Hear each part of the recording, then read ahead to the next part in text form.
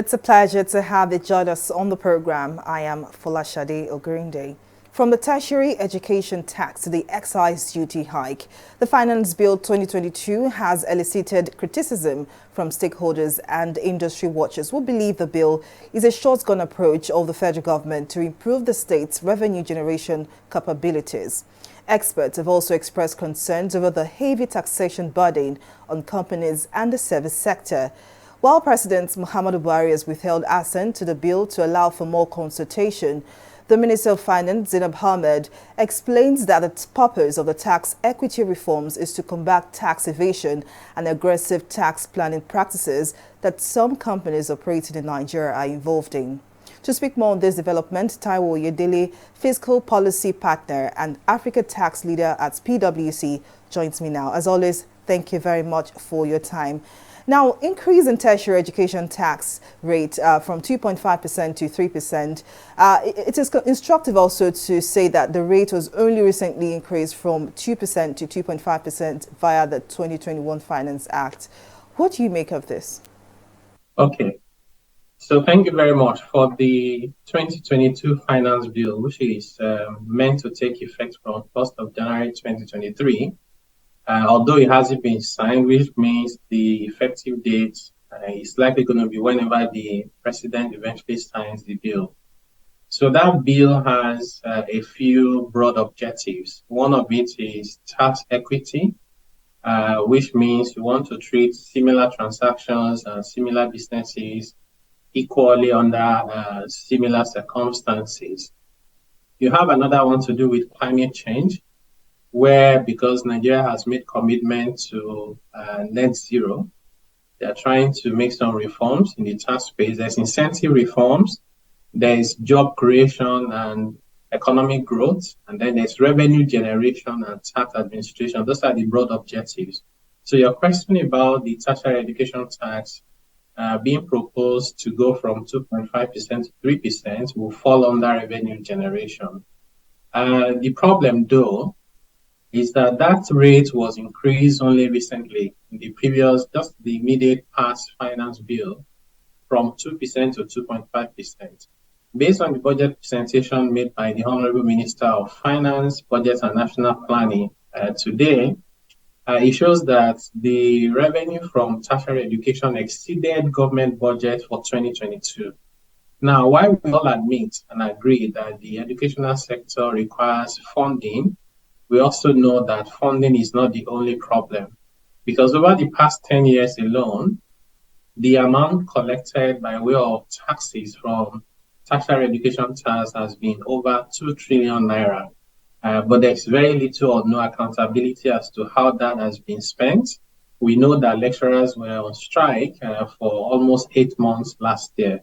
So we believe that the focus should have been more on accountability and governance of the amount being contributed before any increases. Plus, if you just increase the rate last year, why increase it again at a time when the business community and the private sector generally are struggling and they are overburdened by taxes? That also makes Nigeria's corporate income tax rate to be one of the highest in the world. When you take 30% for corporate income tax, 2.5% for education tax, you take for NASENI, that's engineering and science, there's one for information technology, there's one for police tax. By the time you put everything together, our effective corporate tax rate is around 36% and is clearly one of the highest in the world. Now, the federal government has said over time that it will ramp up revenue through more taxation. Do you think the Finance Bill 2022 will achieve that? Clearly, there are provisions in the bill for raising new taxes. In addition to the tertiary education taxes, we have provisions for taxation of cryptocurrency. We also have provisions to tax gaming and lottery, but I think the lawmakers took that out. We also have provisions where government is trying to take away incentives that companies have enjoyed before, such as investment allowance on plant and machinery. Again, that is to also help government to raise revenue. We had incentives that were available to hotels before. They're also trying to take that away. In addition to instances of what they call anti-avoidance provisions on VAT, where if related parties carry out transaction and government is not happy with the price that they agree between themselves, government can increase that price and ask you to pay more taxes. There's also the excise duty tax they want to impose on all services, including telecommunication and a few others. So there are quite a number of provisions there trying to either impose new taxes or increase the rate of existing ones. I do not think that those taxes would balance the budget, because the hole in the budget, or should I call it the budget deficit, is so significant. It's about 11 trillion for the federal government, about 5 trillion for states. So altogether, you're talking about close to 16, 17 trillion naira of budget deficit. When Nigeria can make revenue from will be to address the wasteful petrol subsidy. It will be to tackle the oil theft so that we can produce about 2.3 million barrels per day. And then to ensure that we use technology and and data to gain intelligence so that everybody who is doing any legitimate activity is paying their fair share. That way you can move the needle significantly rather than trying to overburden the few, compliant taxpayers around who are really eager to do the right thing, but the environment is difficult for them. Now, speaking of the VAT, that's value-added tax, the IMF has advised the federal government to increase VAT. Is this the right step in the right direction? Increasing VAT from 7.5 to whether it's 10, it's 12, 14, or 15%, it's not a right or wrong thing. So it depends on how it is done. Nigeria's VAT system is different structurally from most of the rest of the world. In Nigeria, when you invest in assets for your business, you cannot claim the input VAT. In other words, the VAT you pay, you have to bear the burden of it. The same thing for services. When you pay for services and there's VAT, you have to bear the burden as a business. In most countries around the world, businesses can reclaim the input VAT they pay on assets and on services. So which means the burden on businesses, even when the rate is 15%, is very low. Now, Nigeria cannot retain a VAT system where we do not allow full claim of input VAT by businesses and then just compare the headline rate and say Nigeria has one of the lowest VAT rates. That's like comparing mangoes and apples and then struggling to find the difference. So we have to then introduce comprehensive reforms that make Nigeria's VAT system structurally aligned with the rest of the world. If we do that, then increasing the rate will be appropriate. Also because based on the national tax policy, as you're increasing the rate for indirect taxes, such as VAT, you are expected to also reduce the rate for direct taxes, such as the corporate income tax. So on one hand, government cannot be increasing the rate of direct taxes and also be planning to increase the rate of indirect taxes and also not making reforms so that the burden of those taxes on businesses are less. If you do all of that, I think it's the recipe for chaos. You're going to just, a lot of investments that are currently in the country are going to wind down and move elsewhere, and you will struggle to attract any new investment, whether it's foreign direct investment or even domestic investment, by the way. Now, the finance bill also speaks on the fact that gains on digital assets, including cryptocurrency, to be specifically chargeable to tax under the Capital Gains Tax Act at the rate of 10%. How do you think this will work? When it comes to taxation, the rules are different from financial regulation or anything else. The provisions of the law, and this is the same thing all over the world, is that for when it comes to taxation, it doesn't even matter whether the activity is legal or illegal, right? So there are countries where, for example, prostitution is illegal, but the taxman will still collect tax from you. So whatever you do that you make money, the taxman will collect his money, regardless of whether it's legal or not. But having said that, what the CBN said, CBN has no powers to make, crypto legal or illegal. They are not the National Assembly. It's only the National Assembly that can pass a law to say something is legal or illegal.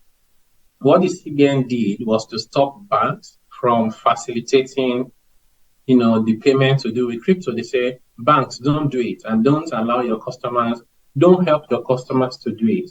So what that means is individuals and maybe businesses that are involved in crypto are having to find alternative ways, I'll say maybe over the counter or the black economy, how they're doing their crypto. Now, government has now said that they want to collect taxes from crypto. And this is also consistent with what we see in a few countries around the world, like the US, Italy, and a few other places are already taxing crypto.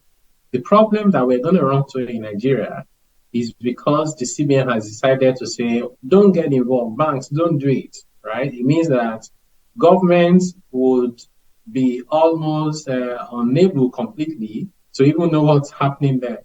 Because the way developed countries that are taxing crypto, the way they know what they're doing is that they regulate the exchanges that are carrying out those transactions on behalf of customers and the banks where they're moving the money to and from, right? So the government can then direct banks and the exchanges, including maybe even the miners, to say you must submit certain reports.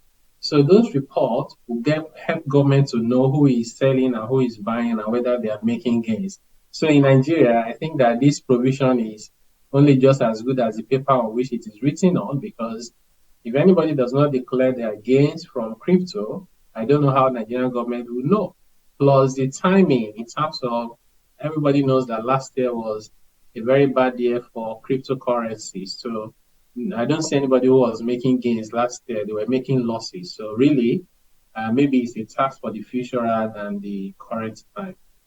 Now, the bill also proposes a 50% tax increase from the 30% to companies involving gas flaring.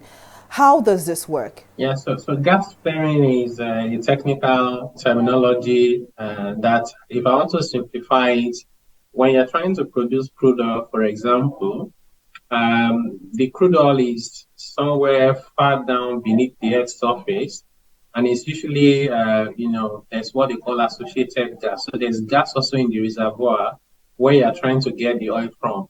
As you're pumping the oil into the surface, the gas also will be trying to escape, right? And, if you do nothing, then that gas goes into the atmosphere and it can kill, all living things that it finds around, including the human beings.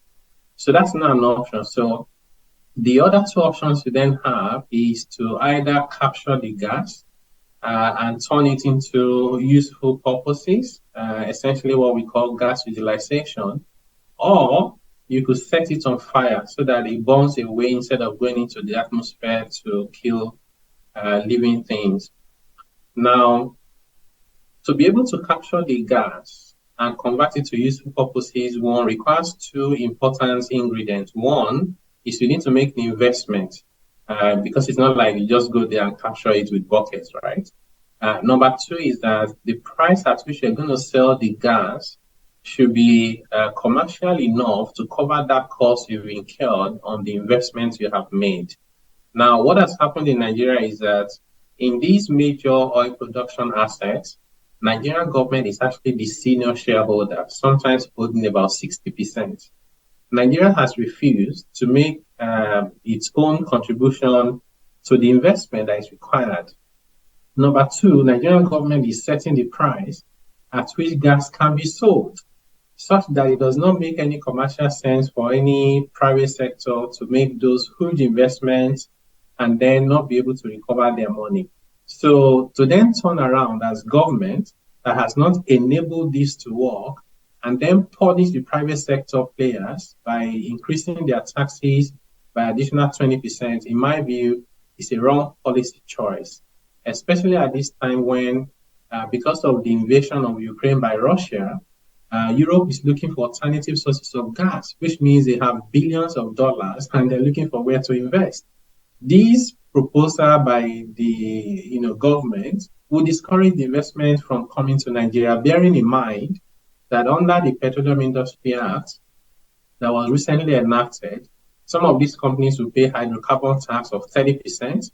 They'll pay companies income tax of 30%. When you add 20% to it, it may easily get to 80% before they start adding education tax and all the rest. to be honest, I don't see anybody who will be excited to make those investment decisions with such a very high rate of tax. Well, Taiwo Oyedele, thank you very much for your time and contribution as always. Thank you for having me. Well, we'll take a breather here. Money Matters returns shortly. To stay with us.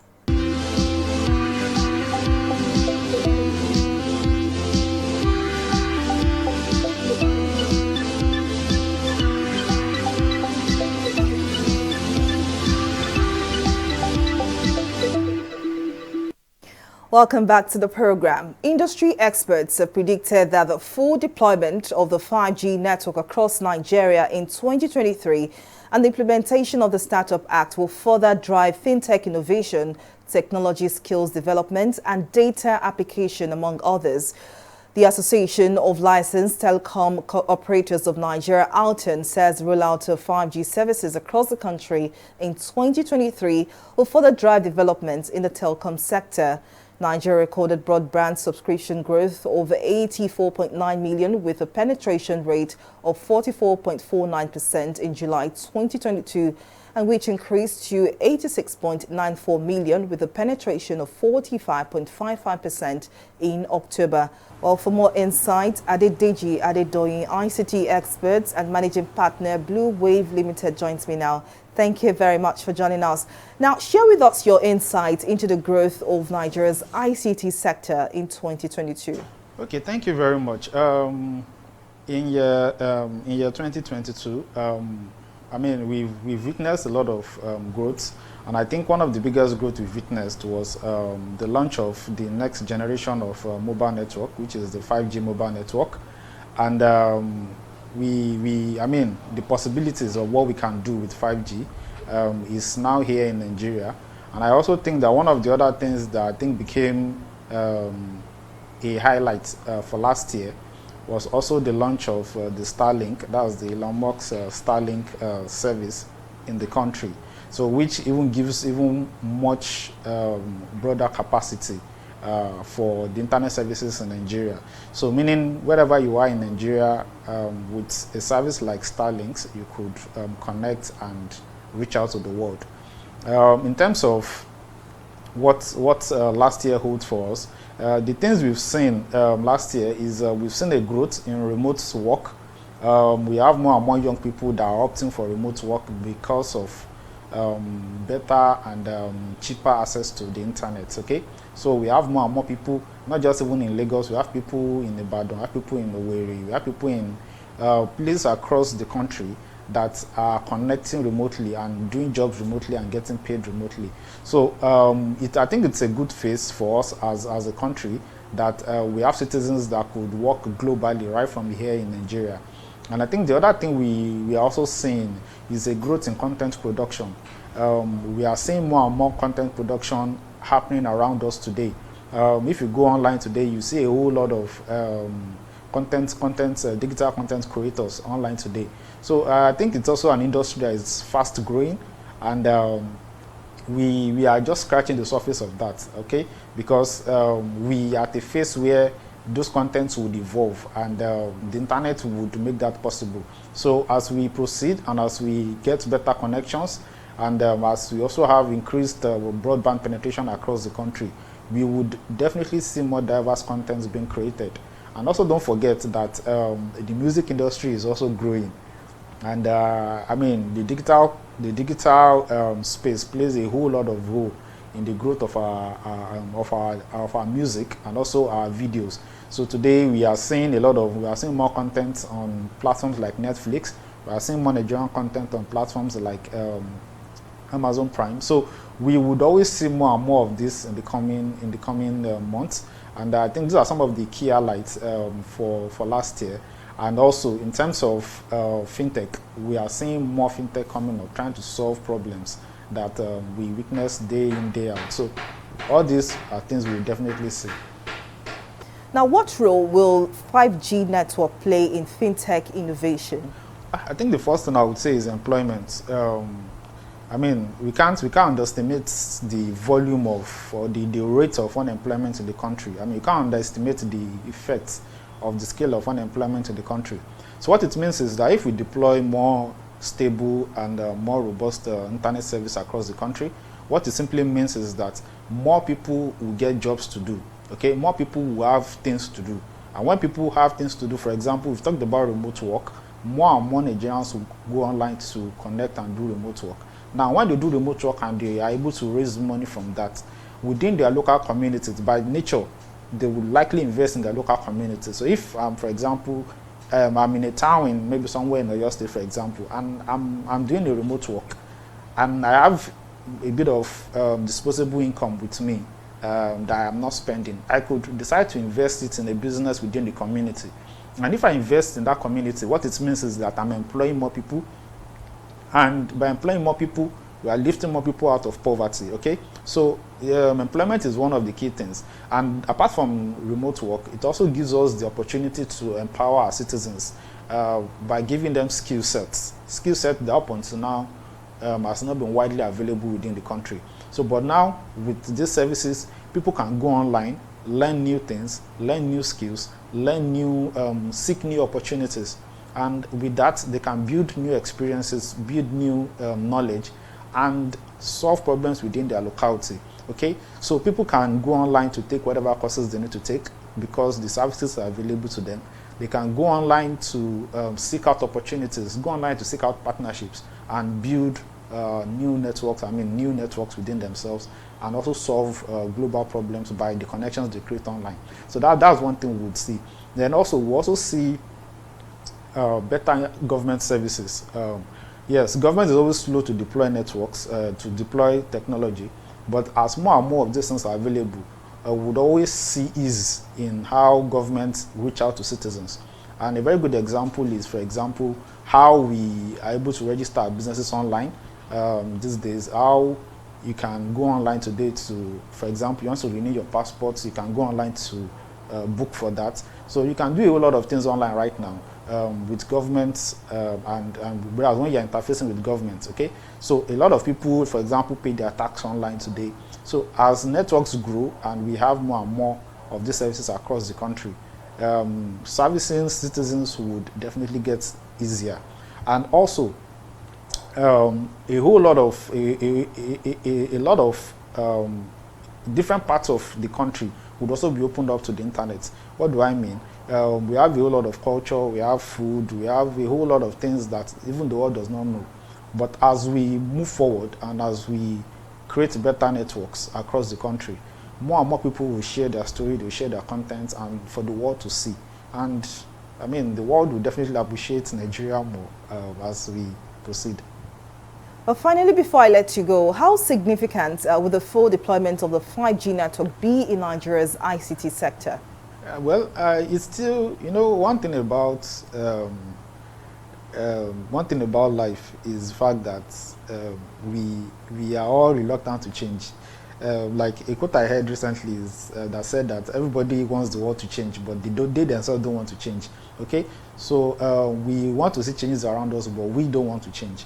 Now, one of the key things we have to understand about this is the fact that I mean, it's something we've talked about. I mean, it has been on for a while now, since the COVID period. I think there's been that large propaganda around 5G and all that. But the question is, I mean, we've used 2G, we've used 3G, we've used 4G, we've used 4.5G. Now we are 5G. We are on 5G now. The question is between 2G to 4.5G that we've used all this while up until now. Have we had any large-scale radiation problems? The question is, I mean, the answer is no. Okay, so largely we've not had anything we could consider to be radiation issues. Okay, so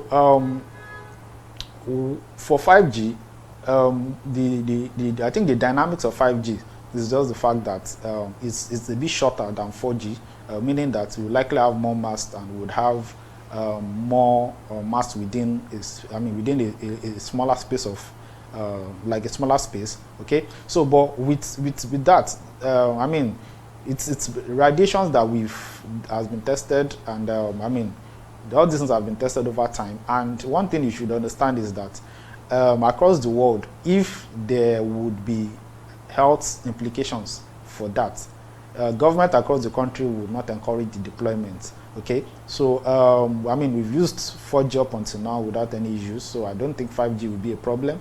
So I just want to say that we should embrace what we have, and let's take the opportunity that comes with it. Okay, so that we don't, because there is 5G or 4G, we don't want to, I mean, because of what we think might be an health issue or what we feel radiation might do. There's always radiation around us every day.